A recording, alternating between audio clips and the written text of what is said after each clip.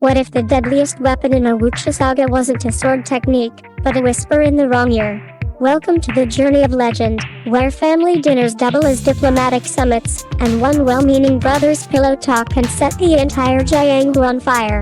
At the heart of this chapter is the crackling, combustible dynamic between Xiao Qiushui and his elder brother, Xiao Yiren. Once upon a martial arts montage, the Xiao household looked almost harmonious.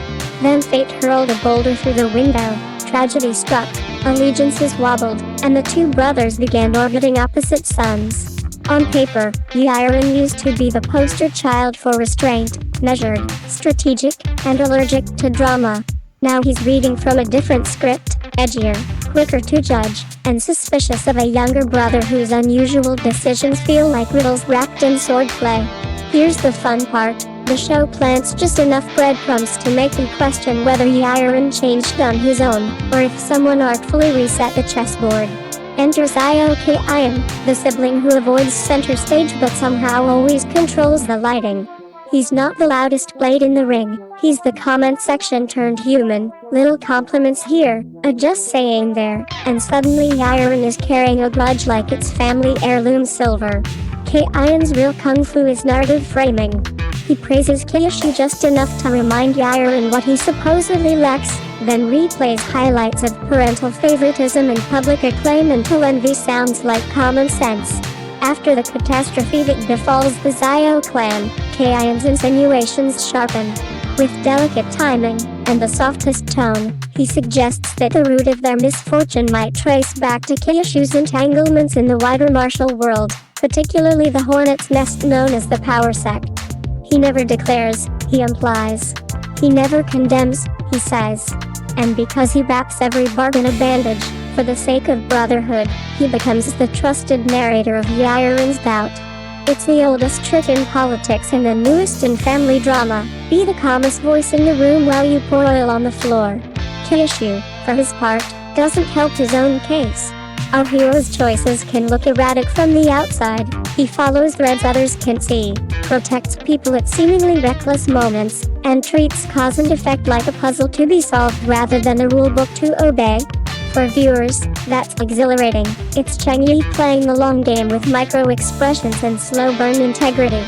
For a beleaguered big brother grieving and scanning for culprits, it's suspicious. The more Qiushui refuses to explain himself, or can't, the louder Kaiyan's sotto voce commentary becomes.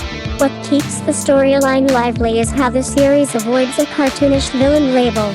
Kaiyan isn't twirling a mustache, he's cultivating plausible deniability. The script lets us understand how a family's internal fault lines, old comparisons, unspoken debts, uneven praise, can be widened by gentle pressure. That's smarter drama than mere mask reveals. And it gives Yiren's arc real texture. He isn't suddenly bad, he's credibly misled, hurt pride wearing the armor of protecting the clan. Stylistically, the show leans into this psychological fencing. Scenes tilt toward whispers in corridors, sideways glances across ancestral halls, and dialogue that reads like legal testimony, technical truths that still steer you wrong. The choreography mirrors it. When the brothers clash, their forms echo each other just enough to remind us they were once trained under the same roof, now weaponizing the same foundation in opposite directions. It's beautiful, and it stings. So, is Kaiyan truly the spark behind the Xiao civil war? The drama doesn't stamp a verdict, it pulls you into the jury box. What's undeniable is his tactical use of narrative, timing, and proximity to Yiren's pain. In a world of blades and banners, the journey of legend argues that the most decisive strike can be a story told at the right moment. And until the brothers compare notes instead of wounds, every victory risks becoming another rumor in someone else's mouth. Verdict: come for the swordplay, stay for the sibling psychology. Also, never underestimate a man whose best move is a compliment. Thanks for watching LQ Quiz News. Don't forget to like, share, and subscribe for your daily fix of Chinese entertainment. See you in the next video.